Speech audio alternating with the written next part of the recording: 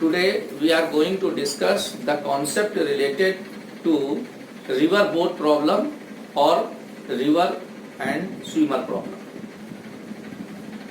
River boat और river और swimmer से रिलेटेड क्वेश्चंस आपके सारे कॉम्पिटिटिव एग्जाम्स में पूछे जाते हैं। तो इन क्वेश्चंस को सॉल्व करने की क्या टेक्निक है और इसके पीछे क्या कॉन्सेप्ट है, आज हम उसको डिस्कस करने जा रहे हैं। वेक्टर का कौन सा कॉन्सेप्ट इसमें अप्लाई हो रहा है इसको हम लोग देखेंगे। तो यहाँ पर देखिए हमने एक रिवर आपको रिप्रेजेंट की हुई है फिगर में। रिवर की विड्थ है d और रिवर जो फ्लो हो रही है इसकी डायरेक्शन है वेस्ट टू ईस्ट। मतलब वाटर जो इसमें फ्लो हो रहा है, ये वाटर जो रिवर का है ये वेस्ट टू ईस्ट फ्लो हो रहा है। ये हमने यहाँ पर डायरेक्शन मेंशन की हुई है, ईस्ट वेस्ट नॉर्थ साउथ, इधर ऐसे फ्लो हो रहा है। अब एक पर्सन है जो रिवर के एक साइड यहाँ पर है पी पॉइंट पर और ये अपोजिट बैंक पर जाना चाहता है, दूसरे किनारे पर ये जाना चाहता है। ये शॉर्टेस्ट पाथ से रिवर को क्रॉस करना चाहता है और शॉर्टेस्ट टाइम से क्रॉस करना चाहता है। दोनों कंडीशंस एक साथ पॉसिबल नहीं होंगी। अगर ये पर्सन शॉर्टेस्ट पाथ से रिवर को क्रॉस करेगा तो वो शॉर्टेस्ट पाथ आपका P2 होगा। तो जब ये P2 पाथ से रिवर को क्रॉस करने की कोशिश करेगा तो इसको टाइम मिनिमम नहीं लगेगा, और जब इसको टाइम रिवर को क्रॉस करने में मिनिमम लगेगा तो ये पाथ वो अटेन नहीं कर पाएगा।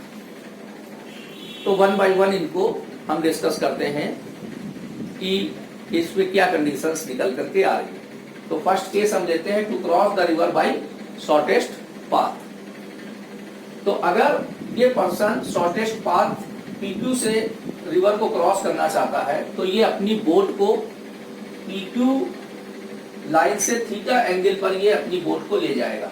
तो यहाँ पर देखिए वेलोसिटी ऑफ बोट VB है, VB वेलोसिटी से ये अपनी बोट को इस डायरेक्शन में ले जाएगा P2 से थीटा एंगल पर। या हम ये कह सकते हैं कि फ्लो ऑफ वाटर की डायरेक्शन से 90 प्लस थीटा एंगल पर ले जाएगा। ये एंगल आपका 90 हुआ तो यहाँ से यहाँ तक 90 प्लस थीटा हो गया। तो पहले हम थीटा को डिस्कस कर देते हैं। तो 90 प्लस थीटा अपने आप हो जाएगा, क्योंकि जब ये बोट को यूं ले जाएगा तो वाटर की वेलोसिटी आपकी इस साइड है, वेस्ट टू ईस्ट, ये वाटर की वेलोसिटी की डायरेक्शन है। तो वाटर इसको ड्रिफ्ट करके यहाँ पर पहुंचा देगा और ये रिवर को शॉर्टेस्ट पाथ से क्रॉस कर लेगा। क्योंकि अगर हम triangle law of vector apply करते हैं यहाँ पर, तो हम ये देख रहे हैं कि बोट को जब पर्सन यूं ले गया था VB वेलोसिटी से और वाटर की वेलोसिटी इधर थी, तो यहाँ पर इन दोनों इसकी जो बोट की रिजल्टेंट वेलोसिटी होगी वाटर के इफेक्ट से, वो आपकी इस डायरेक्शन में हो जाएगी अकॉर्डिंग टू ट्रायंगल लॉ। देखिए ट्रायंगल लॉ वेक्टर एडिशन आपको ये बताता है कि अगर दो वेक्टर्स ट्रायंगल की रेगुलर साइड से रिप्रेजेंट होंगे तो उनका जो रिजल्टेंट होगा वो ट्रायंगल की थर्ड साइड से रिप्रेजेंट होगा, जो कि अपोजिट ऑर्डर में ली जाएगी। तो यहाँ पर एक VB वेक्टर हो गया, एक VW वेक्टर हो गया। ये ट्रायंगल की रेगुलर साइड से रिप्रेजेंट हो गए, तो इन दोनों का जो रिजल्टेंट होगा वो ये हो जाएगा। तो जब पर्सन बोट को यूं ले जाएगा और वाटर इधर फ्लो हो रहा है तो इनकी रिजल्टेंट वेलोसिटी इधर हो जाएगी। इस वजह से ये पर्सन जो है P से Q पर पहुंच जाएगा और हम इस रिजल्टेंट वेलोसिटी को हम कैलकुलेट कर सकते हैं। ये आ जाएगी हमारी under root VB square minus VW square. ये हमने लिखी हुई है V equal to under root VB square minus VW square. ये पर्सन की रिजल्टेंट वेलोसिटी हो जाएगी और इससे वो क्रॉस कर जाएगा रिवर को शॉर्टेस्ट पाथ से। अब जरा थोड़ा सा हम वेक्टर रेजोल्यूशन का भी कॉन्सेप्ट यहाँ पर आपको अप्लाई करके बताते हैं। देखिए पर्सन अपनी बोट को यूं ले गया था VB वेलोसिटी से वर्टिकल से थीटा एंगल पर। तो यहाँ पर क्या होगा, कैसे ये पर्सन यहाँ पर पहुंच जाएगा, इसको वेक्टर रेजोल्यूशन के कॉन्सेप्ट से भी हम समझ सकते हैं। इस VB वेलोसिटी के दो कंपोनेंट हो जाएंगे, मींस बोट की वेलोसिटी के दो कंपोनेंट हो जाएंगे। एक हो जाएगा इस डायरेक्शन में VB cos थीटा और एक हो जाएगा VB sin थीटा, वाटर की वेलोसिटी की डायरेक्शन के अपोजिट। VB sin थीटा क्या करेगा, वाटर की वेलोसिटी को बैलेंस कर लेगा और वीबी कॉस थीटा जो कंपोनेंट है वीबी का, ये पर्सन को पी से क्यू पर पहुंचा देगा और पर्सन जो है शॉर्टेस्ट पाथ से रिवर को क्रॉस कर जाएगा। तो रिवर को शॉर्टेस्ट पाथ से क्रॉस करने की कंडीशन यहां से निकल करके आ रही है कि अगर ये पर्सन शॉर्टेस्ट पाथ से रिवर को क्रॉस करना चाहता है तो VB sine theta must be equal to V W. तो अगर हम ऐसा करेंगे तो हमें ये थीटा एंगल मिल जाएगा कि पर्सन को किस एंगल पर वर्टिकल लाइन से अपनी बोट को ले जाना चाहिए, या स्विमिंग करके जाना चाहता है तो किस एंगल पर उसको स्विम करना चाहिए। तो ये आइडिया देखिए, condition for crossing the river by shortest path, VB sine theta is equal to V W, so sine theta is equal to V W upon VB, और we can write theta equal to sine inverse V W upon V. तो ये हमारा theta angle आ गया। तो person को shortest path से river को cross करने के लिए PQ लाइन के रिलेशन में इसको थीटा एंगल से इधर ले जाना पड़ेगा और relative to direction of flow of water इसको 90 प्लस थीटा के एंगल पर अपनी बोट को ले जाना पड़ेगा। तो यहाँ पर देखिए लिखा हुआ है, the person should take his boat at an angle theta relative to PQ और 90 degree plus theta relative to the flow of water.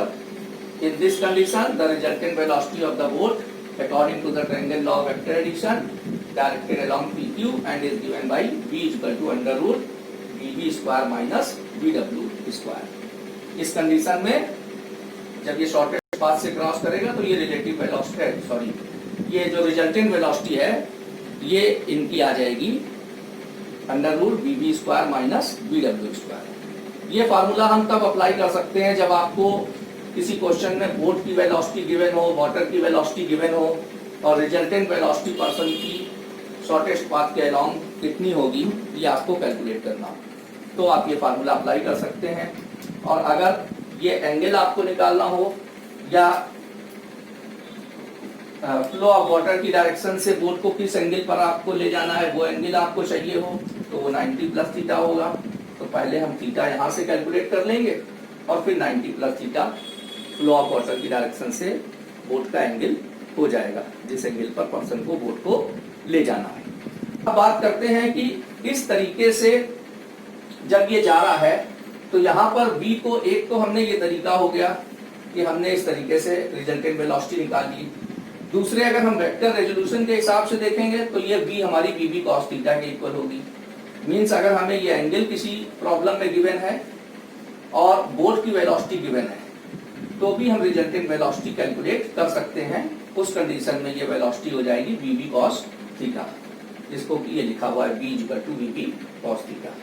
ये वेक्टर रेजोल्यूशन के कॉन्सेप्ट से हमने देख लिया। तो ये दोनों चीजें एक ही हैं, दो अलग अलग तरीके से हमने रिजल्टेंट वेलोसिटी शॉर्टेस्ट पाथ के अलोंग निकाल करके आपको दिखाया। अब जब ये रिवर को शॉर्टेस्ट पाथ PQ से क्रॉस कर रहा है तो इस कंडीशन में रिवर को क्रॉस करने में टाइम कितना लगेगा। तो देखिए P से Q तक की जो डिस्टेंस है, स्ट्रेट डिस्टेंस ये L है और इस डायरेक्शन में इसकी वेलोसिटी क्या है, v है। तो जो इसको टाइम लगेगा वो होगा d अपॉन v और v की वैल्यू आप ये ले लेंगे या फिर ये भी ले सकते हैं। तो अगर हम ये लेते हैं तो हमारा ये टाइम आ जाएगा t equal to d upon VB cos theta.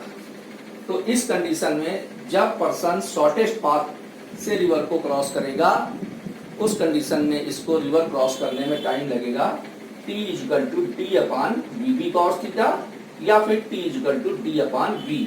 Here v is the resultant velocity of the boat along the line PQ। तो ये हमारा एक केस हो गया। अब हम देखते हैं कि अगर पर्सन रिवर को शॉर्टेस्ट टाइम में यानी मिनिमम टाइम में क्रॉस करना चाहेगा तो इसको टाइम कितना लगेगा और किस तरीके से अपनी बोट को ले जाना पड़ेगा रिवर को क्रॉस करने के लिए। तो देखिए इसी फार्मूले में हम ये देख रहे हैं इस टाइम को हमें मिनिमम करना है। टी क्या था, time taken by person to cross the river. अगर ये टाइम हम मिनिमम चाहते हैं तो ये टाइम मिनिमम हमको तब मिलेगा जब यहाँ कॉस की जो वैल्यू है मैक्सिमम होगी। जब ये हमारा डिनोमिनेटर मैक्सिमम होगा तो ये जो है हमारी वैल्यू मिनिमम आएगी, और डिनोमिनेटर में कॉस के ऊपर हमारी ये वैल्यू डिपेंड कर रही है, क्योंकि ये एंगल हम चेंज कर सकते हैं। तो कॉस थीटा की जो मैक्सिमम वैल्यू होती है 1 होती है। तो for crossing the river by minimum time this cos theta must be equal to 1। तो cos थीटा इक्वल टू 1 हो गया, क्योंकि cos की मैक्सिमम वैल्यू 1 होती है। अब 1 वैल्यू किसकी होती है? cos 0 की। तो हमने 1 की जगह क्या लिख दिया? cos 0। तो यहां से cos हट गया, तो थीटा इक्वल टू आ गया 0। थीटा इक्वल टू 0 का मतलब हो गया पर्सन को अपनी जो बोट है वो बिल्कुल स्ट्रेट ले जानी पड़ेगी। अब इस फिगर को देखिए, ये पर्सन यहाँ पर था, इसको यहाँ जाना था। शॉर्टेस्ट टाइम में रिवर को क्रॉस करना है तो पर्सन अपनी बोट को इस डायरेक्शन में ले जाएगा, स्ट्रेट, मतलब बोट की वेलोसिटी की डायरेक्शन ये होगी। और वाटर आपका यूज आ रहा है वेस्ट टू ईस्ट, तो वाटर की वेलोसिटी इधर है, तो वाटर ड्रिफ्ट करके इसको कहां पहुंचा देगा? क्यू की जगह पहुंचा देगा, वो आर पर। तो देखिए, जब ये मिनिमम टाइम में रिवर को क्रॉस करना चाहेगा तो मिनिमम टाइम में रिवर को क्रॉस करने के लिए पर्सन को अपनी बोट स्ट्रेट ले जानी पड़ेगी।